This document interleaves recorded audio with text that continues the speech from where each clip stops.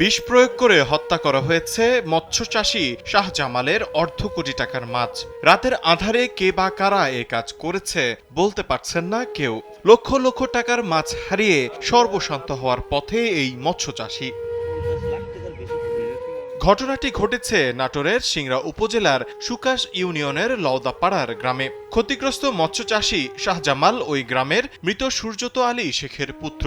জানা যায় গত শুক্রবার গভীর রাতে পুকুরে বিষ প্রয়োগ করা হয়। এতে পুকুরে ট্যাংরা, পাবদা, কাতলা, মৃগেল সহ বিভিন্ন প্রজাতির মাছ মরে ভেসে ওঠে। সকালে পচা গন্ধ পেয়ে পুকুর পাড়ে এসে মাথায় হাত মৎস্য চাষীর। সকালবেলা পুকুরে আমরা এসে দেখি মাছ সব মারা যাচ্ছে।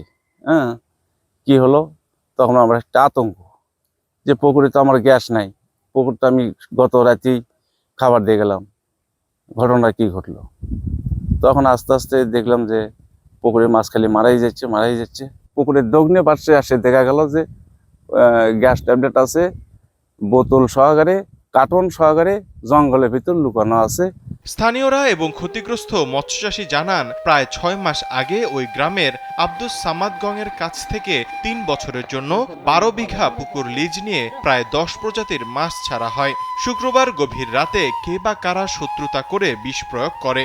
এরপর শনিবার ভোরে এসে পুকুরে মাছ ভেসে উঠতে দেখে এবং বিষ প্রয়োগের কীটনাশক উদ্ধার করা হয়। যে ক্ষতিটা হয়ে গেছে, এই ক্ষতির পরিমাণ আসলে অপূরণীয়। এই ক্ষতি যারা করেছে তারা এই সমাজের এবং এলাকার একটা দুষ্কৃত ব্যক্তি, কুচক্রের মানুষ। এদের আসলে আইনের আওতায় এসে এদের শাস্তি হওয়ার দরকার। আমরা কয়েক ভাই মাছের ব্যবসা করি, একসাথে সবসময় লেগে থাকি।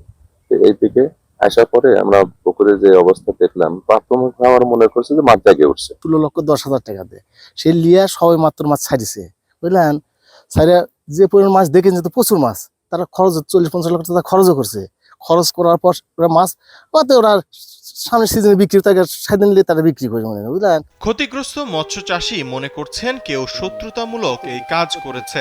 অমানবিক এই ষড়যন্ত্রে প্রায় 60 লাখ টাকার ক্ষয়ক্ষতি হয়েছে বলে জানান শাহজামাল।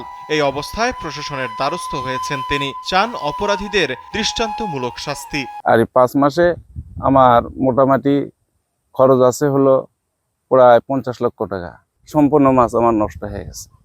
তো এটা আমার কাছে, আমার দাবা আইনে আমার সুষ্ঠু একটা বিচার চাই এলো সরকারের কাছে। এদিকে সিংড়া থানার ওসি আসমাউল হক বিষয়টি নিশ্চিত করে জানান, খবর পেয়ে ঘটনাস্থলে পুলিশ পাঠানো হয়েছে। তদন্ত সাপেক্ষে দ্রুত ব্যবস্থা নেওয়া হবে। তৌহিদুল ইসলাম তারেক, কালবেলা।